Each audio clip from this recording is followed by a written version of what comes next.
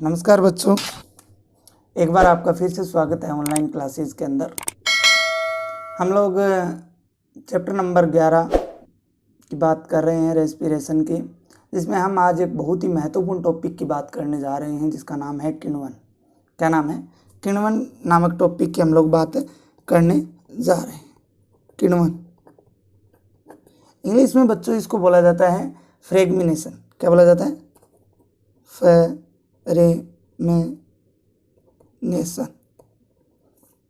FERMENTATION। ठीक है, किण्वन क्रिया की हम बात करेंगे। बहुत ही अच्छा टॉपिक है। आज इस वीडियो के अंदर हम इसी टॉपिक की बात कर पाएंगे। चैप्टर हमारा पूरा कल होगा, क्योंकि थोड़ा सा इसको हम विस्तार से समझेंगे। परीक्षा के लिए ये महत्वपूर्ण है, इसलिए हम इसकी पूर्ण विस्तार से बात करेंगे। किण्वन, सबसे पहले किण्वन की परिभाषा की बात करते हैं। तो किण्वन जो है ये सामान्यतया जो जीवाणु व कवक है उनके अंदर होने वाली क्रिया होती है। किनके अंदर? जीवाणु एवं कवकों के अंदर यह क्रिया होती है। किसके अंदर होती है? जीवाणु व कवकों के अंदर यह क्रिया होती है। इसके अलावा मैं आपको बता देता हूँ, ये इसमें ऑक्सीजन की आवश्यकता नहीं होती है, अर्थात ये O2 की उपस्थिति में अनुपस्थिति में यह क्रिया होती है। इसमें ऑक्सीजन की आवश्यकता नहीं होती है, ऑक्सीजन की अनुपस्थिति में यह क्रिया होती है। इसके बाद अगर हम बात करें तो इसके अंदर शर्करा का अपूर्ण ऑक्सीकरण होता है, जबकि श्वसन क्रिया के अंदर हमने पूर्ण ऑक्सीकरण पढ़ा है।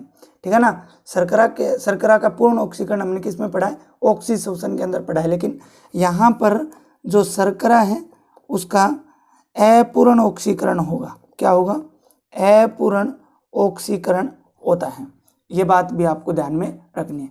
जीवाणुओं व कवकों में होने वाली ये सामान्य क्रिया है। इसमें ऑक्सीजन की उपस्थिति नहीं होती है, अर्थात बिना ऑक्सीजन के यह क्रिया होती है। इसमें शर्करा का अपूर्ण ऑक्सीकरण होता है।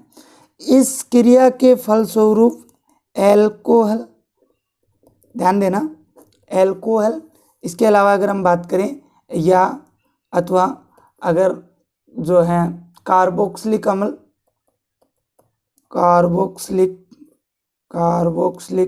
अम्ल तथा CO2 मुक्त होती है। इसके अंदर अल्कोहल का निर्माण हो सकता है या कार्बोक्सिलिक अम्लों का निर्माण हो सकता है, और साथ में CO2 है वो क्या होती है? मुक्त होती है। इस प्रक्रिया को क्या कहा जाता है? किण्वन कहा जाता है। तो एक बार आप विस्तार से इसकी परिभाषा सुनिए। विस्तार से इसकी परिभाषा क्या होगी कि जंतु जो जीवाणु और कवक हैं उनमें होने वाली ऐसी क्रिया जिसमें ऑक्सीजन की आवश्यकता नहीं होती है और इसमें शर्करा का अपूर्ण ऑक्सीकरण होता है, जिसके फलस्वरूप एल्कोहल या कार्बोक्सिलिक अम्लों का निर्माण होता है तथा CO2 जो है मुक्त होती है। ऐसी क्रिया किण्वन कहलाती है। दो वैज्ञानिकों की बात करेंगे हम यहाँ। एक तो पाश्चर की। पाश्चर ने 1857 में ये सिद्ध किया था। क्या सिद्ध किया था? 1857 के अंदर ये सिद्ध किया था कि एल्कोहलिक किण्वन इष्ट कोशिकाओं की उपापचय क्रियाओं द्वारा होती है। एल्कोहलिक किण्वन, हम आगे प्रकारों की बात करेंगे, किण्वन के प्रकारों की। उनमें हम प्रथम पढ़ेंगे एल्कोहलिक किण्वन के बारे में हम विस्तार से बात करेंगे कि एल्कोहलिक किण्वन जो है वो क्या होता है। तो पाश्चर 1857 ने यह सिद्ध किया कि एल्कोहलिक किण्वन इष्ट कोशिकाओं, कौन सी कोशिकाओं? इष्ट कोशिकाओं की उपापचय क्रियाओं द्वारा होती है। मेटाबॉलिज्म जो रिएक्शन होती हैं उनके द्वारा होती हैं। कौन सी क्रिया द्वारा होती हैं? उपापचय क्रिया द्वारा होती हैं। सबसे महत्वपूर्ण बात तो ये है। इसके बाद अगर हम बात करें तो एक दूसरा वैज्ञानिक था जिसका नाम था बुकनर। दूसरा कौन था? बुकनर। बुकनर ने 1897 में, कब? 1897 में इष्ट कोशिकाओं से जाइमेज नामक एंजाइम को अलग किया। इष्ट कोशिकाओं से किसको अलग किया? जाइमेज नामक एंजाइम को, याद रख लेना, जाइमेज नामक एंजाइम को अलग किया। जो जीवित कोशिकाओं के बिना भी क्या है, किण्वन करने में सक्षम होता है। जो जीवित कोशिका, श्वसन की क्रिया लिविंग ऑर्गेनिजम्स में होती है, लेकिन यहाँ पे ये जाइमेज एंजाइम है, ये किण्वन की क्रिया जो है वो निर्जीव वस्तुओं या निर्जीवों के अंदर भी करने में सक्षम होता है।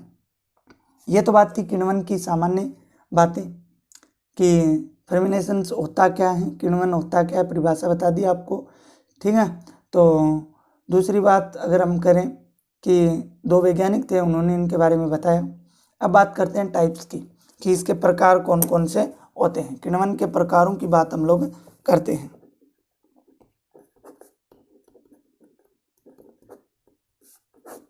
किण्वन के प्रकारों की हम लोग बात करते हैं कि इसके प्रकार क्या होते हैं।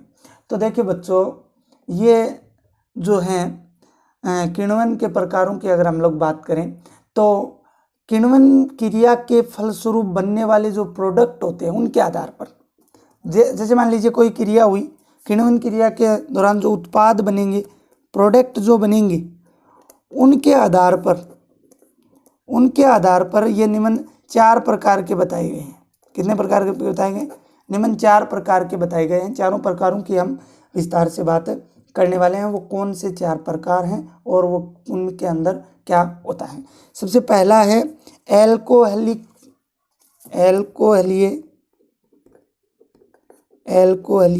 किण्वन।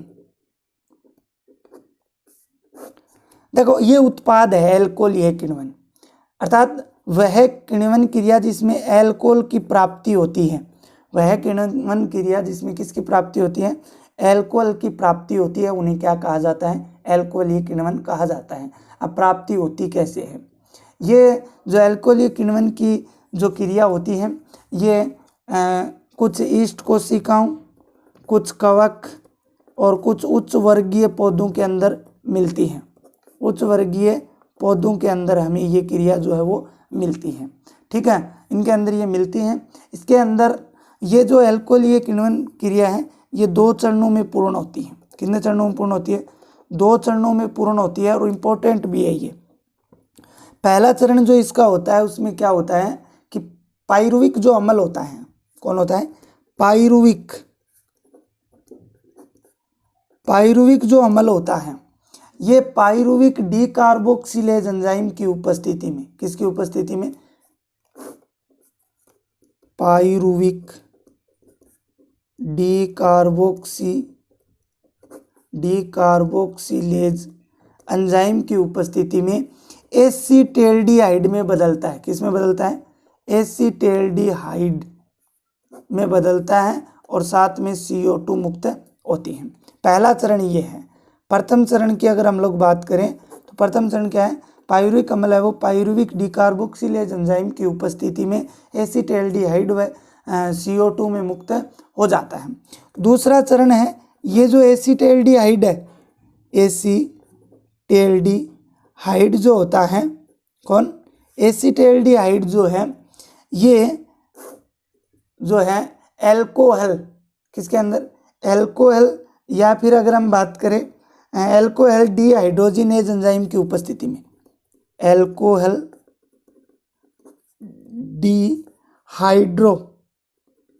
हाइड्रोजीनेज एंजाइम की उपस्थिति में किस में बदल जाता है? एथिल अल्कोहल में बदल जाता है। किस में बदल जाता है? एथिल अल्कोहल में बदल जाता है।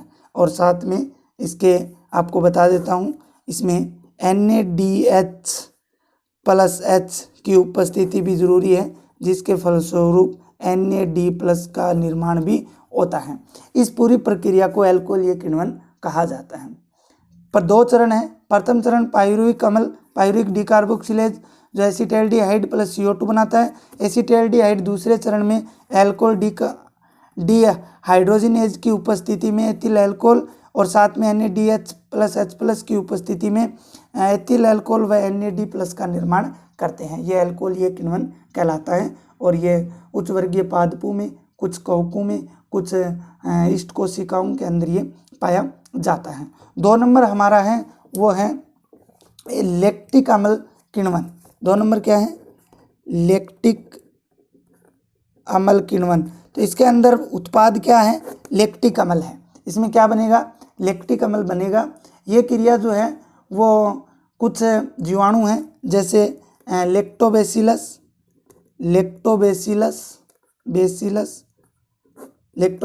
है, क्लोस्ट्रीडियम है, कौन है, क्लोस्ट्रीडियम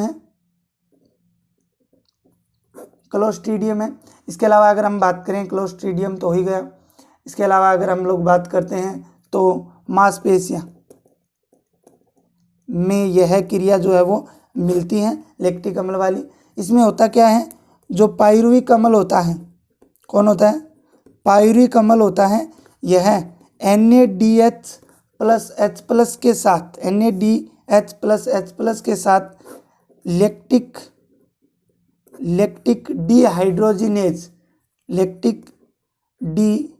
डिहाइड्रोजिनेज एंजाइम की उपस्थिति में लैक्टिक अम्ल बनाता है। क्या बनाता है, लैक्टिक अम्ल बनाता है। और साथ में इसके आपको बता देता हूँ NaD+ भी बनता है, NaD+ भी इसके साथ में बनता है। तो उत्पाद के रूप में क्या प्राप्त हुआ, लैक्टिक अम्ल। तो इस प्रकार के किण्वन को क्या कहा जाता है, लैक्टिक अम्ल किण्वन जो है वो कहा जाता है। इसके बाद में हम बात करते हैं आगे 3 नंबर की। 3 नंबर की अगर बात करें तो 3 नंबर है एसिटिक अम्ल किण्वन। तो एसिटिक अम्ल के निर्माण की क्रिया को एसिटिक अम्ल किण्वन कहा जाता है। ये क्रिया जो है वो एसिटोबैक्टर एसिटाई नामक जीवाणु की उपस्थिति में होती है। किस जीवाणु की उपस्थिति में होती है, इसीलिए इसको एसिटिक अम्ल कहा जाता है।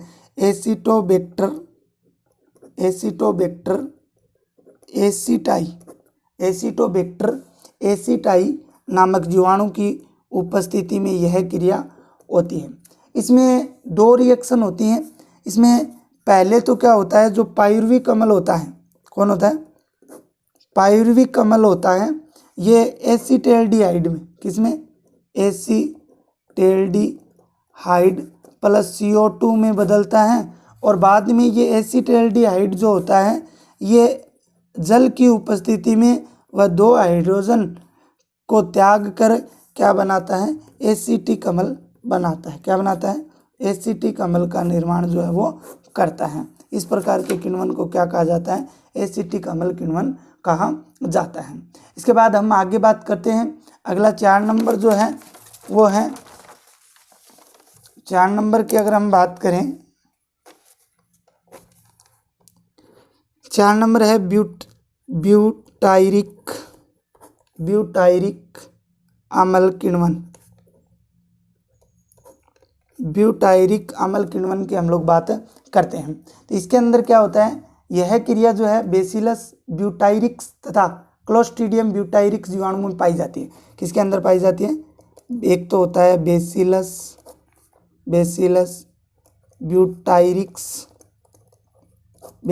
ब्यूटायरिक्स तथा दूसरी होती है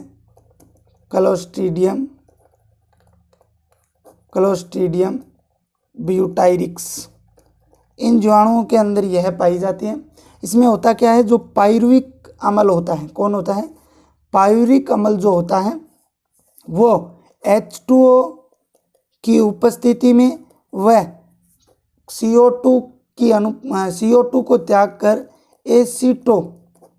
एसिटिक अम्ल बनाता है। क्या बनाता है, एसिटिक अम्ल बनाता है, जो H2O को त्याग कर वह 4 हाइड्रोजन आयन को ग्रहण करके क्या बनाते हैं, ब्यूटायरिक अम्ल बनाते हैं। क्या बनाते हैं, ब्यूटायरिक अम्ल का निर्माण करते हैं। इस क्रिया को क्या बोला जाता है, ब्यूटायरिक अम्ल किण्वन कहा जाता है। तो इस प्रकार से हमने 4 प्रकारों की बात की।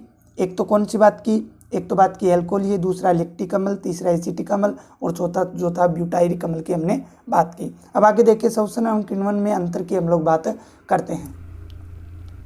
अब जो है बात करते हैं अंतर की बात करते हैं। शोषण व किण्वन में अंतर की हम लोग बात कर लेते हैं। शोषण एवं किण्वन में अंतर की हम लोग बात जो है वो कर लेते हैं कि क्या क्या अंतर होते हैं। हमने शोषण भी पढ़ लिया, हमने किण्वन भी पढ़ लिया। तो आप लोगों को पता होना चाहिए कि एक तरफ शोषण लिखना है, एक तरफ हमें किण्वन लिखना है। और इसकी सारणी जो है वो हमें बनानी होती है। इस प्रकार से हमने एक डब्बा जो है क्रमशः का रख लिया सीरियल नंबर का। ठीक है, अंतर की बात करते हैं तो 1 नंबर, अरे ऑक्सीशोषण हमने पढ़ा था, उसके अंदर क्या था, किसकी आवश्यकता थी, ऑक्सीजन की आवश्यकता थी, इसके अंदर ऑक्सीजन की आवश्यकता नहीं होती। दूसरा अगर हम बात करें तो श्वसन की क्रिया वो समस्त सजीव कोशिकाओं में होती है। किसमें होती है, समस्त जो सजीव कोशिकाएं हैं उनमें होती हैं। जबकि अगर हम किण्वन की बात करें तो सजीव कोशिकाओं में होना जरूरी नहीं है। ठीक है ना, सजीव कोशिकाओं में होना इसका क्या नहीं है, जरूरी नहीं है। ठीक है, तीसरी अगर बात करें तो श्वसन के अंदर हमने बात की थी ग्लूकोज का पूर्ण ऑक्सीकरण हुआ था। क्या हुआ था, ग्लूकोज का पूर्ण ऑक्सीकरण हुआ था। और पूर्ण ऑक्सीकरण होने से क्या क्या बने थे, CO2 व जल बने थे। यहाँ पर किण्वन की क्रिया के अंदर पहली बात तो पूर्ण ऑक्सीकरण नहीं होता है, पूर्ण ऑक्सीकरण होता है। और साथ में आपको बता देता हूँ कार्बनिक अम्ल, एल्कोहल तथा CO2 बनते हैं, लेकिन जो जल है उसका निर्माण जो है वो नहीं होता है। 4 नंबर, श्वसन की क्रिया में अधिक ऊर्जा मुक्त होती है। क्या होती है, अधिक ऊर्जा मुक्त होती है। जबकि आप लोगों को पता है इसमें बहुत ही कम ऊर्जा जो है वो मुक्त होती है, बहुत ही कम ऊर्जा जो है वो मुक्त होती है। ठीक है, इसके बाद अगर हम बात करें आगे के टॉपिक की तो कुछ अन्य आपको बता देता हूँ। शर्करा विघटन के कुछ अन्य पथ भी हैं। शर्करा विघटन के क्या हैं, कुछ अन्य पथ भी दिए हुए हैं, जिनमें हम एक पथ की अभी बात करेंगे। शर्करा विघटन के अन्य पथ 1 नंबर पे जो दिया हुआ है वो है एक्सोस मोनोफास्फेट परिपथ, या इसको बोलते हैं बच्चों पेंटोज फास्फेट पथ इसको बोला जाता है, या इसको HMP अर्थात हेक्सोज मोनोफास्फेट पथवे, या इसको PPP पेंटोज फास्फेट पथवे बोला जाता है। ये तीनों भी आप लोग इसको बोल सकते हो। ये हैं, इसके अंदर क्या होता है कि यह एक वैकल्पिक पथ होता है। वैसे तो अगर हम माने तो शर्करा विघटन में जो क्रेब्स चक्कर हैं, ग्लाइकोलाइसिस है, वो काम आते हैं, लेकिन यहाँ पर ये कुछ अन्य पथ होते हैं जिन्हें वैकल्पिक पथ माना जाता है। क्या बोला जाता है, वैकल्पिक पथ कहा जाता है, जिनमें से ये एक है। इसमें ग्लूकोज शर्करा, इसमें हेक्सोज जो शर्करा है उसका विघटन होता है। किसका, हेक्सोज शर्करा का विघटन होता है, और एक मध्यवर्ती 5 कार्बन युक्त, कितने कार्बन युक्त, 5 कार्बन युक्त शर्करा के द्वारा होता है। इसलिए इसको क्या बोला जाता है, pentose phosphate पथवे, pentose phosphate sugar भी इसको बोला जाता है, पेंटोज फास्फेट शर्करा भी इसको कहा जाता है। सॉरी।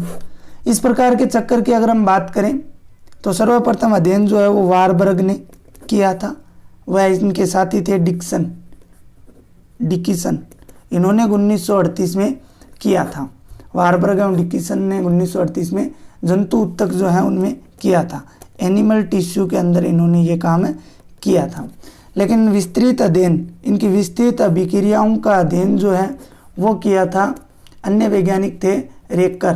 कौन थे, रेकर। इन्होंने 1954 में, वह इनके कुछ साथी इनके साथ थे, उन्होंने इसका किया था, और उन्होंने बताया कि ये चक्कर जो है वो कोशिका द्रव्य में संपन्न होता है, और इसमें ऑक्सीजन की उपस्थिति जो है वो जरूरी होती है।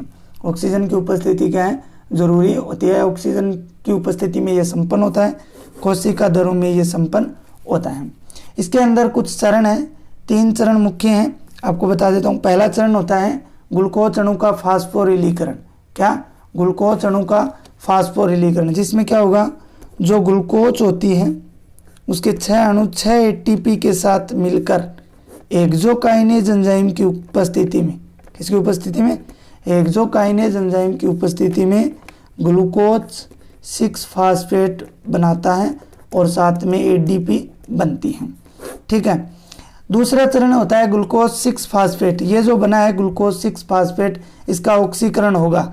ये ग्लूकोज 6 फास्फेट NADP के साथ मिलकर क्या करता है, इसका ऑक्सीकरण होता है ग्लूकोज 6 फास्फेट डिहाइड्रोजिनेज एंजाइम की उपस्थिति में, और साथ में H2O मिलने पर इसका क्या होगा, ऑक्सीकरण होगा, जिससे 6 फास्फो ग्लूकोनिक अम्ल बनता है। 6 फास्फो ग्लूकोनिक अम्ल बनता है। और साथ में आपको बता देता हूँ 6 NADPH प्लस 6 हाइड्रोजन आयन बनते हैं। क्या बनते हैं, 6 हाइड्रोजन आयन जो है बनते हैं। तीसरा चरण होता है इस 6 फास्फोग्लूकोनिक अम्ल है, इसका ऑक्सीकारी विकार्बोक्सिलीकरण होता है, जो NADP के साथ मिलकर होता है, जिससे क्या बनता है, राइबुलोज 5 फास्फेट बनता है। और साथ में 6 NADPH प्लस H प्लस और साथ में CO2 निकलती है। ये जो राइबुलोज 5 फास्फेट है, ये बनने के कारण ही इसे एक्सोज मोनोफास्फेट परिपथ कहा जाता है। इस HMP परिपथ में बनने वाले इस राइबुलोज 5 फास्फेट से बहुत सारे पदार्थों का संश्लेषण होता है, जैसे डीऑक्सी राइबोज न्यूक्लिक अम्ल है, एडिनोसिन ट्राइफास्फेट है, इसी प्रकार FAD है, कोएंजाइम A है, आदि का निर्माण जो है वो होता है। इस परिपथ को बोला जाता है एक्सोज मोनोफास्फेट परिपथ कहा जाता है। इसके साथ ही बता देता हूँ अगला जो चक्कर रहेगा दूसरा, वो है इंटरनल डुओडोरोपथ, जिसकी हम कल बात करेंगे। कल आपका ये चैप्टर जो है वो पूरा हो जाएगा। आज के लिए इतना ही।